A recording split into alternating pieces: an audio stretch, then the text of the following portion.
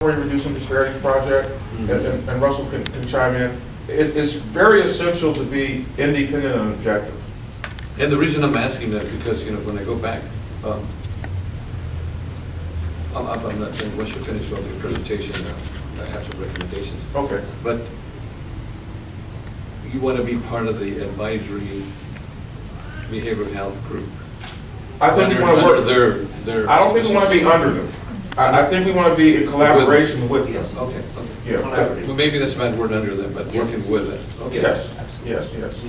Okay. And so. And the reason I'm asking that, Jim, Yes. I want to apologize because we need to follow state and I federal understand. guidelines, and this is what we're talking about. Oh, by the way, this is Lourdes, my assistant. But let me give you an example, because later on in my report, we're getting a little bit ahead, but Yeah. if you. I just want to understand before I leave you. I think you cut off something, but the California Reducing Disparities Project is a state-funded stream of funds that will fund independent groups to do culturally congruent practices, provide technical assistance, both to counties and to other providers, as well as build capacity for independent racial and ethnic coalitions. And the reason for that is the history has been sometimes when organizations contract with the county, they get marginalized because change can be difficult. Yeah. And they pull your contract. I'm just, so the state is saying we want to provide an independent sort of process where groups can kind of form their own opinions, do their own research, but work in collaboration with. There you go. That's key because. Is that kind of on point? That's key because we want that funding to be legitimate, for lack of a better word, because you say this is not an independent group working on their own. They're working under the auspices of. Yes, you have to mental work with health the county. Okay. Yeah, because the idea is to transform the system. So we want to work with the county as well as other community, providers like Clinica and other groups. Okay? Well, we'll work with anybody. Right. As long as it's a fair table that we're sitting at. And it's respectful of the information that we're bringing aboard. It would be terrible, John, to say that we'll work with anybody and then be co-opted and be used. Right. That has historically been the practice in this community. So what we're offering the county, and to a large degree you, Supervisor, is a new paradigm of looking at needs that have never been addressed in, I would dare say in the nation, but certainly in the county. And this group is ready to move forward, and hopefully we're in partnership with the county, but we're fully prepared to move ahead on our own. And I'd just like to add one piece. I believe that the crux of this is when Jim said that we would be able to make recommendations how to best serve the community. But one of the areas that has shown up is the actual data collection specifics. Yeah. And I'm talking about the accountability for the original design of behavioral health and how the services are not matching what is needed, and then someone to be able to account for which populations are not being served, what numbers out of the total base, so we have realistic numbers are there, and then for us to be able to analyze that. So And I think that was one of the concerns, Jim, that Debbie and Armando, that LULAC brought up is the data collection right. and the accountability, and did it match the disparity issue? Right, and the specific thing that's so great about this group is because it represents so many different subgroups or groups, is that you can have a direct pipeline to gathering that data. And so then the result of that is that there will be realistic and valuable and unknown as of now information. John, in the report that LULAC presents eloquent words, what you're looking at is the meat of those words. This is the living blood, breath, and substance of those words, and we're moving forward on that. So what we'll do then is real quickly, Jim, if we could go then to Benny, and if you could give us an overview of what. Can I ask? Yes. Did you want Yes, any please. comments, Yes. Russell, real quick on that? Very quick. Yes. I simply just wanted to briefly share my perspective on the amount that this community group is asking. It's my belief that it's a worthwhile investment purely from a dollar figure perspective, because what Essentially, this group will position this community to have is a localized version of the statewide CMMC. And there are some indications that the next phase of CRDP funding is going to reflect a program that requires local CMMCs. So Oh, that's this what's coming. 8,000 positions this Mental group Health Coalition is the CMC. to take advantage of larger funds Right. and build on this work that we've done. So we, By the way, just for information, I've only been an advisory board member for about, what, 2 meetings? So, 3 meetings, so I'm learning quick. yeah, so this, what he's saying is this seed funding would help us to leverage potential state money later on in 2015. 2015-16. Okay. Water boys, young men, young women, anybody? So now, Benny, Yes, please, if you would, Benny. thank you. All right. I'm gonna just pass this around and I'm gonna, because I want you to make sure you have copies of that. Yeah. But, Oh, you can. it's two documents I'm passing around. And real loud if you could, Benny. Okay. Thanks. The first one talks about the efforts that we're trying to promote to get the community involved at the beginning level. Not just to set a plan for the communities, but to get them involved, especially the communities that are relabeling invisible populations. Invisible not because they're not seen, but because their interests and their needs are not particularly factored into our planning and our conceptualization of what services ought to be like. So we want to see what can we do to change that around. And we begin to look at our system and say, well, we've been doing certain things in a way that's not that's guaranteed not to make sure we don't get the right information. So I've tried to outline for you briefly in the first piece of paper that this is the way we've been looking at. We're in 9 deadly sins, and this is particularly in relation to substance abuse. We used the public health model, the host, the agent, and the environment. And we've done some terrible things with the host and with the agent. And we've done some crazy things with the environment. With the host, as it relates to the use and abuse of substances, we've criminalized, we've dehumanized, we've stigmatized, and we've pathologized the host. Those are the concerns that we committed with the host.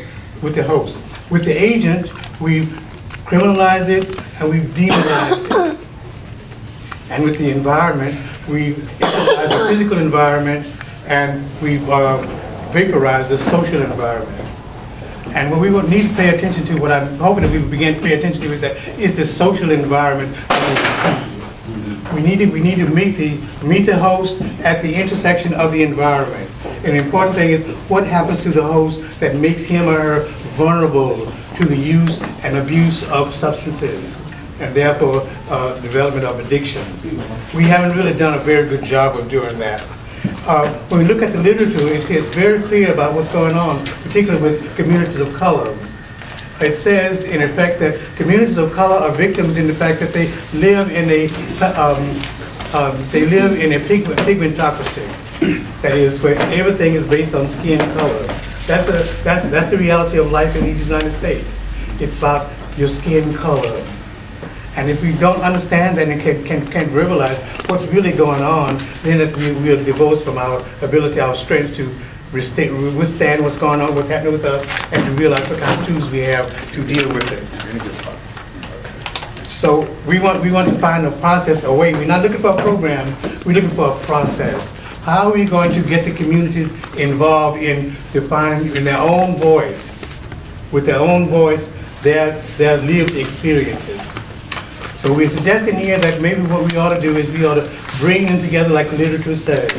The best way to get information is to bring people together and have them discuss openly and honestly about their lived experience, what's really going on. So we're proposing here that we bring people from various communities together in what we're calling a salon.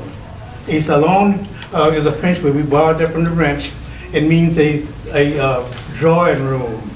And that was a practice that was developed in France during the late 18th and 19th and early 19th century, where the intelligentsia got together and gathered in living rooms.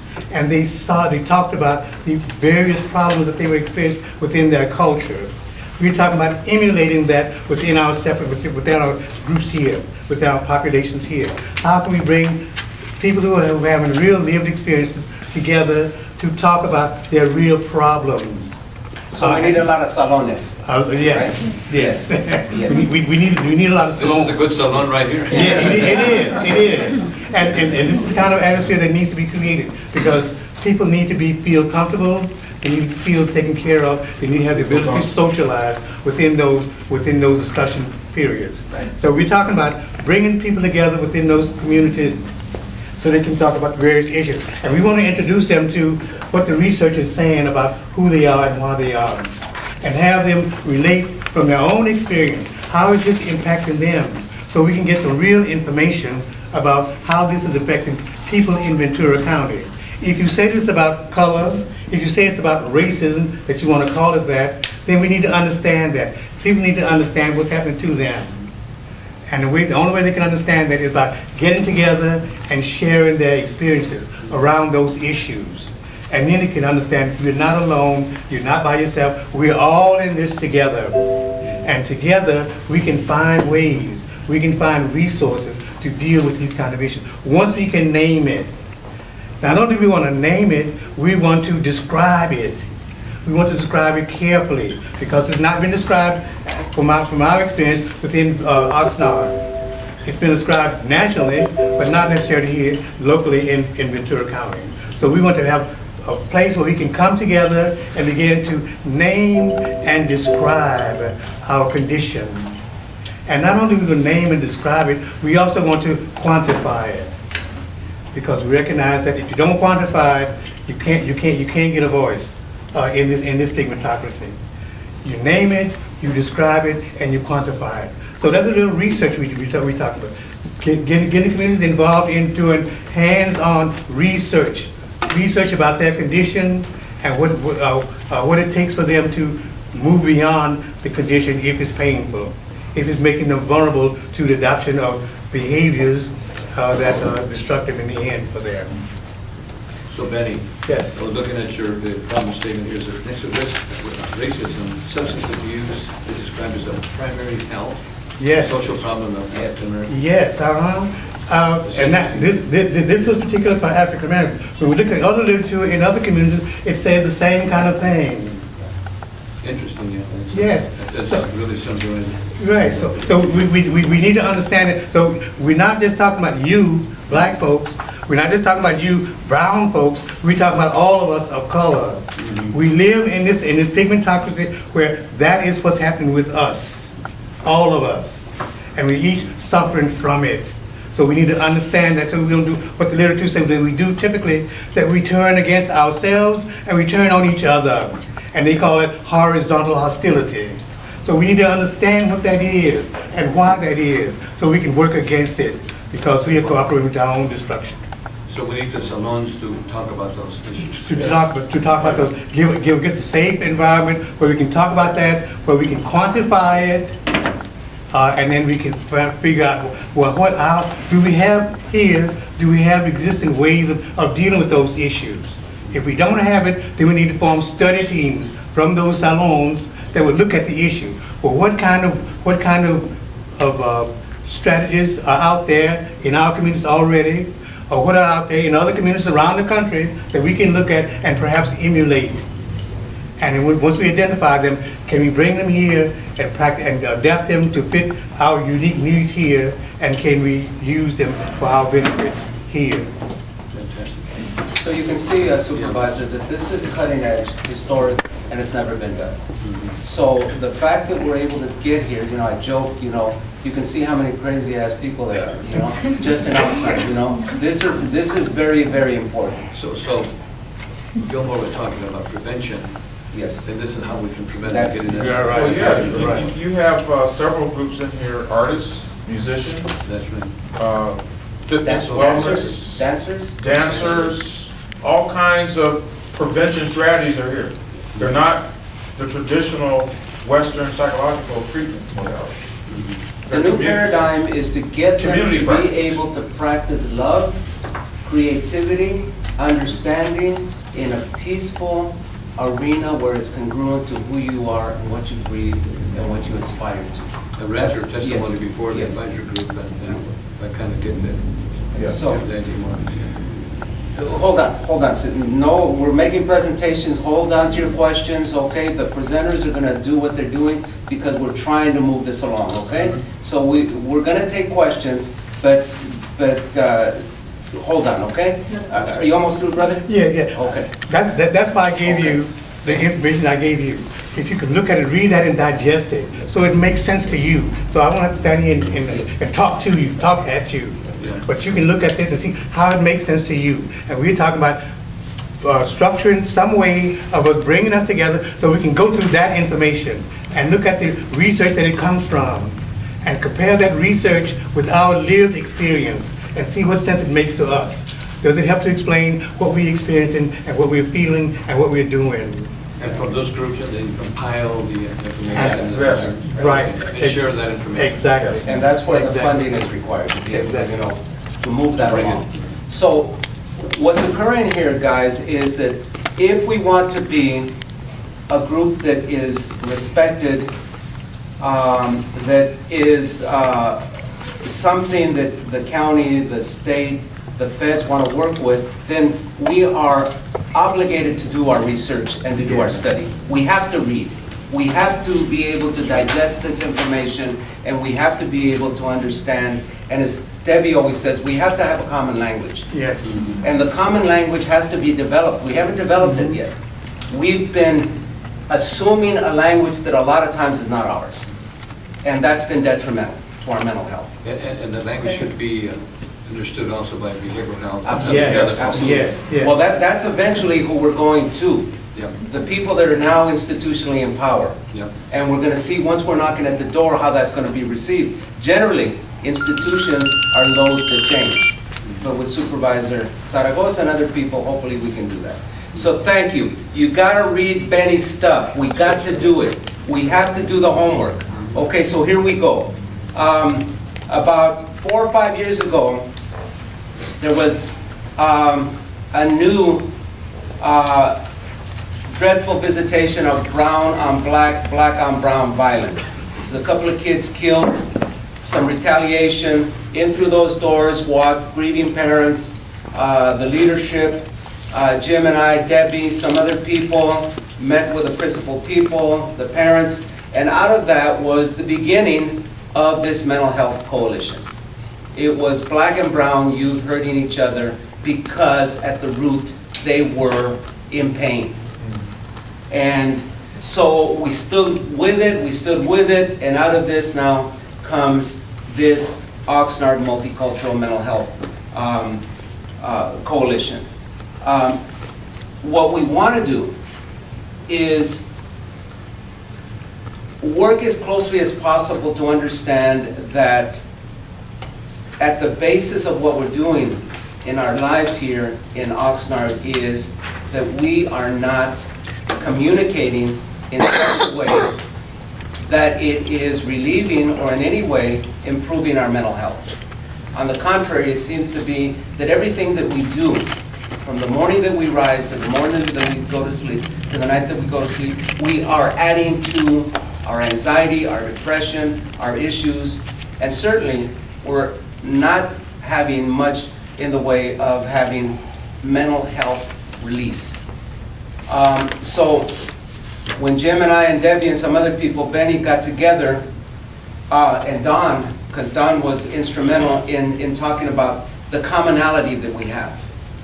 The need to look at the commonality rather than those things that divide us and work toward those things. So I think what we're doing here is, one, I would say we have to stay together. I think we have to do our research. I think we have to be willing to be able to be pioneers. I think we need to sacrifice some of our prejudices, some of our ideas that we have, and really be open to new things. And we have to stay together to impress the powers that be that this work is front burner, absolutely some of the most important things that are being done here in Oxnard, if not the county. So I would really urge everybody to stay with us, bring what you can to the table, work with us, and we've defined 5 or 6 special populations. There are many more. And what we want to do is open those possibilities to everybody. And then, of course, we want to see what treatments, what modalities, what ideas that Jim calls community practices. And we're going to talk about those things, and Debbie will talk about those things, and how they're working today, and they're downgraded to almost insignificant by the institutions that are in power. And as a consequence, we're relegated to just scrambling and bare bones stuff. We want to change that paradigm around a little bit. So welcome everybody, stay with us, this is very important. Armando just asked me to summarize a little bit of what we've been doing the last couple of weeks, because now we have a greater group than we even had before. So basically, I'd like to just give a couple of key points. The main essence of everything that we've been talking about is that as this diverse community here, we are our own experts. And that is the most important thing that we acknowledge, because the new guiding principle for a lot of funding and for people to recognize information is not best practices or best evidence. It's now the category of community-defined practices.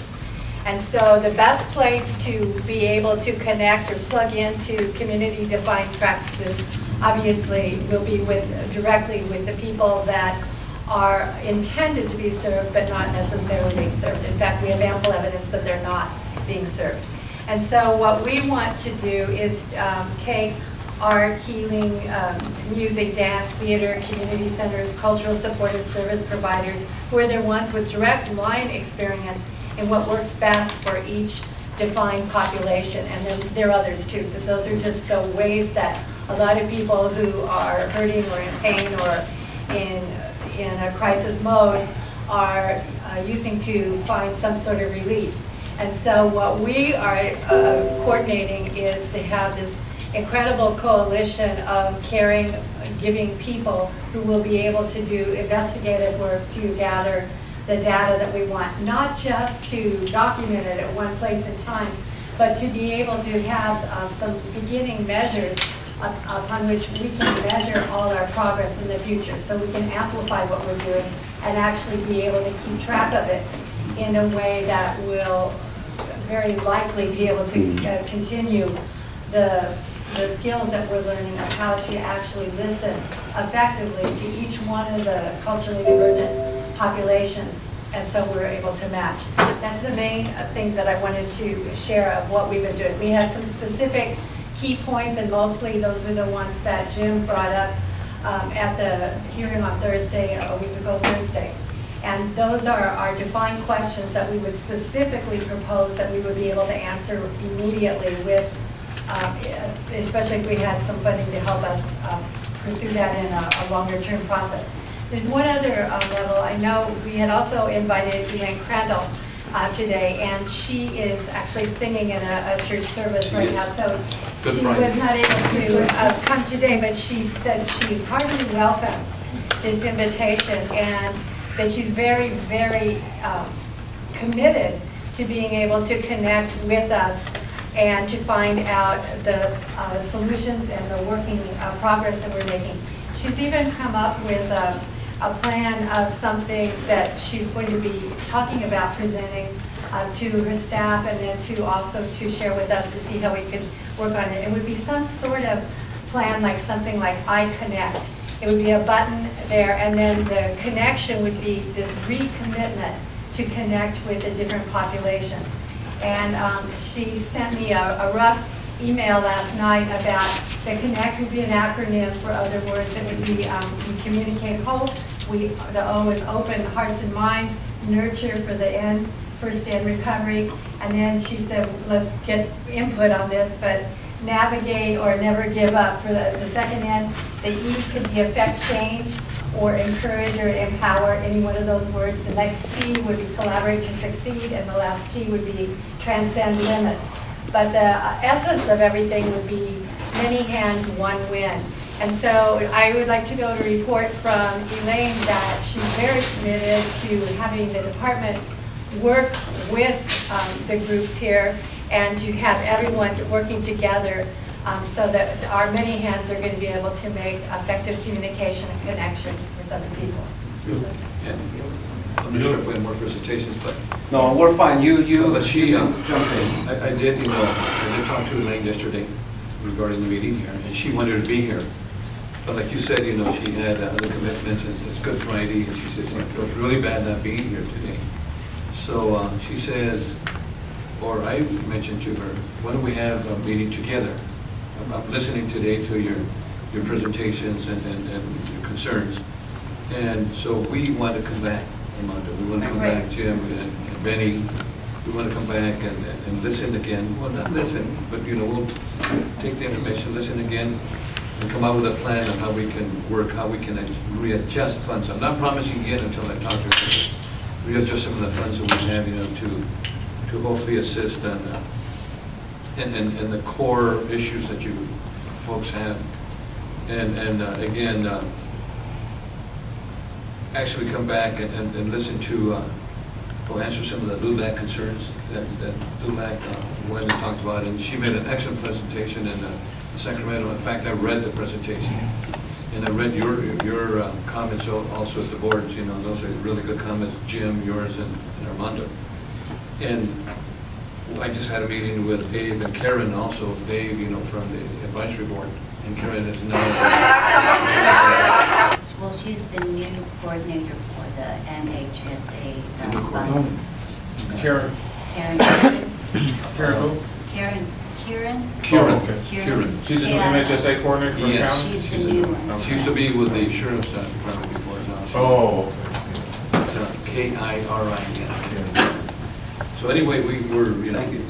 we want to come back and I want to take back this information to Elaine and to the board. And like I said, I mentioned, I'm working with Dave, the head of the advisory board. And I'm new there, but I'm already trying to make some changes. One of the important things that I do want to set up is this new group, that LULAC talked about. And that's why I wanted to find out if you guys were that group or part of that group, and so we can put together one of the things that LULAC mentioned is we wanted African Americans, Latinos, and Filipinos, and the whole diversity type. well, that's what this is. That's exactly why I said it. So that's really what I want to do that too, and I want to close the disparity issues, and I want to work with the community. We opened up a center over in South Oxnard, and just recently, when was it? About 3 months ago. 3 months ago. Opened it up. Opened it up so we can talk to the Latino community in South Oxnard and other individuals that need help. We're going to go out and knock on doors and say, can we help you, and so forth. It's a pilot program. Pilot program to bring those people in. So what they have to, behavioral health has changed how they receive people at the front end. I don't know if you're familiar with Turning Point. Well, Turning Point just had an English-speaking person at the That's all they front had. desk as a receptionist. And now they've changed all of that.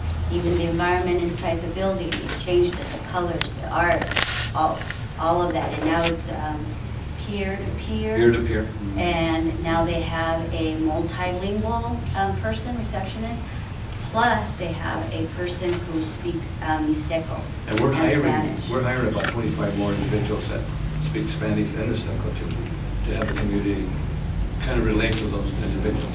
One of the things that we would say, Right. with all due respect, John, Sure. is don't get ahead of yourself.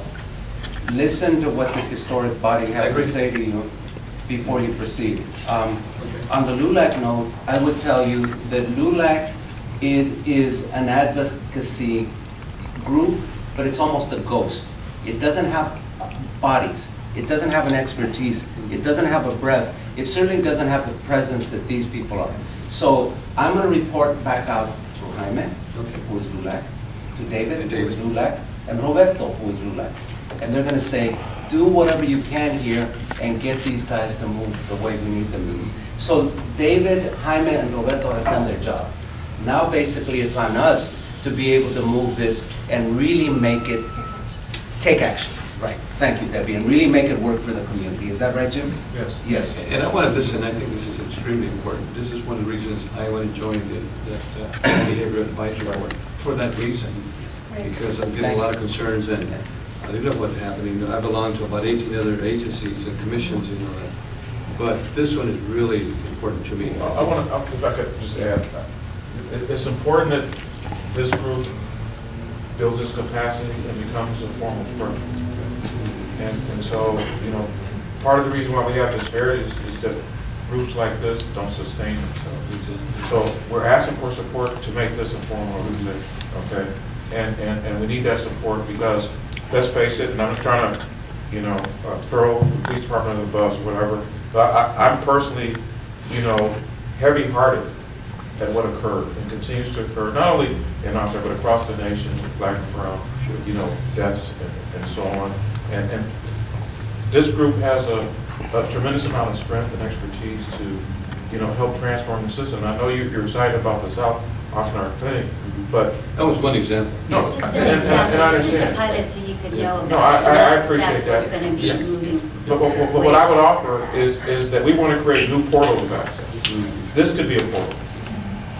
Many of the organizations around here could be portals of access, that work like spokes in a wheel to behavioral health, because let's face it, a lot of us don't want to go to, I don't want to go to the clinic. I can tell you one thing, and I do with mental health, but it had to do with service at the county.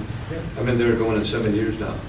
When I went in as a new supervisor, because I have Spanish-speaking individuals that work with me, even though I have Anglos working with me, but they're Spanish speakers also. So what was happening, they were sending everybody to my office. The different agencies that went down to, whether it was building and safety, whether it was whatever, and they said, go talk to Zaragoza. And they said, hey, wait a minute, that's great, I want to help the people.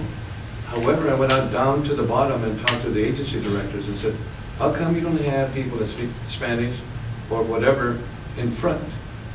They had non-speaking Spanish people in the counter, and the Spanish speakers in the back. So we got to turn things around. Exactly. And now, I didn't mind helping them, but things were turned around. The same thing with building and safety, especially El Rio and 9 Acres. I want to bring this up because I think it's important. We had people go out there and get a permit to build in addition to the property. And we had a 1 to 10 questionnaire. And it said, well, $600 to build it. Who's going to build it? Who's the contractor? And the last one was, do you have enough water? By the time they finished, it went to number 10, Jim. They've already spent about $4,000 or $5,000 in permits and so forth. And you got to the water, and the fire department says you can't do it because you don't have enough pressure. So what did I do? Turn it around. Do you have enough water pressure to do X, Y, and Z? And if you don't, it's only going to cost you X amount of dollars. And you can't, let's find a solution. So that's the kind of things that we. And I think that's why we're turning to you, Supervisor, Yeah. because you're going to turn this mental health thing around. Hopefully. And, the people most in need are going to be at the top, and the administrators and those institutional people that have kind of moved it one way or the other are going to be down at the bottom. We're going to turn that paradigm around. And I know that with your leadership. we And I can like do the that. prevention. Yes, Did absolutely. you have something you want to say about the CRDP real quick? Go ahead. The importance of that? Sure, very briefly, because I defer to the residents. One other thing, Supervisor, that's worth noting is in trying to sort out how the diverse array of community-defined practices that you will see, one way to connect them all together is